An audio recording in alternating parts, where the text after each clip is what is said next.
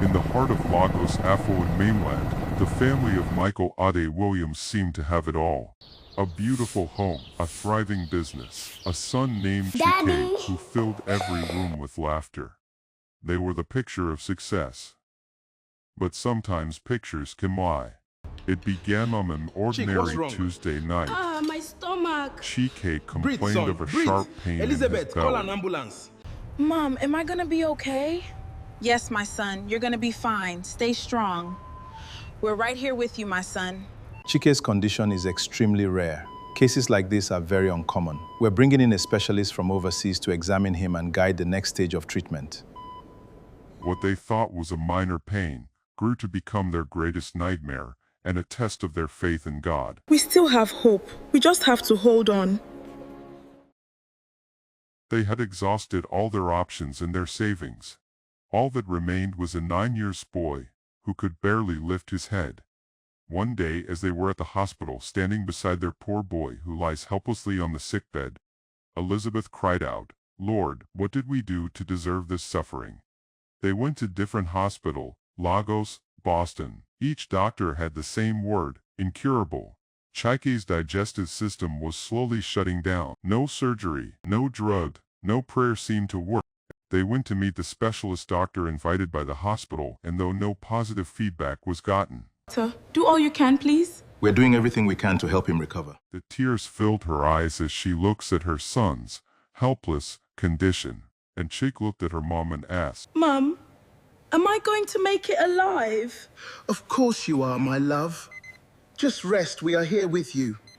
One night, a heavy storm knocked out the house lights. Elizabeth was exhausted and fell asleep.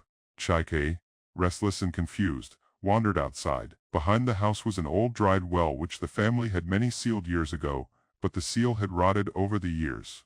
And Chike fell into the well with a loud scream that woke both the mother and the neighbors. At first the neighbors thought it was a mere scream. The mother thought she was dreaming until it dawned on her that her boy is missing. 30 minutes of thorough searching, screaming, and silent terror passed before they found him. He had fallen 20 feet into cold, stagnant water.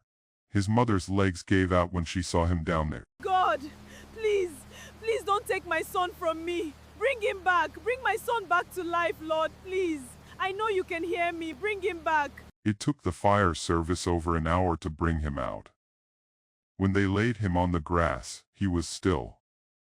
Elizabeth did not breathe. The whole street held its breath. Then Chike coughed.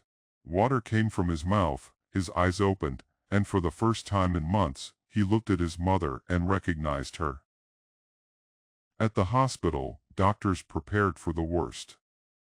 A fall like that should have killed him, but the X-rays showed nothing, no fractures, no swelling, nothing. The lead doctor called it unexplainable. Elizabeth called it nothing. Because she had stopped believing in miracles, but something had changed.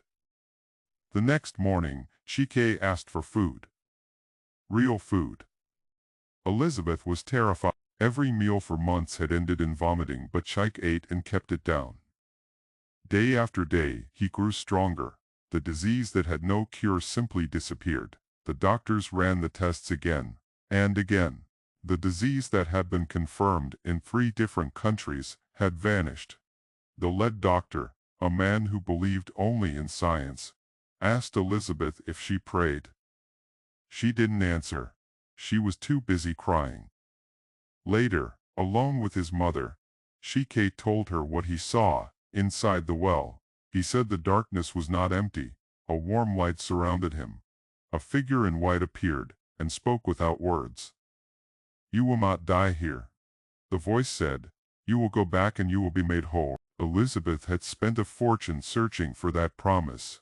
It came to her son for free at the bottom of an old well. Chike returned to school.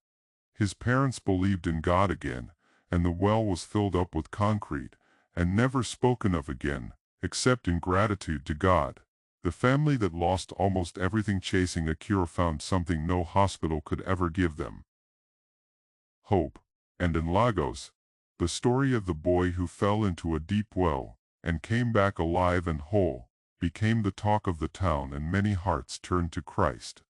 Chike's story is proof that hope can find you anywhere, even at your lowest point.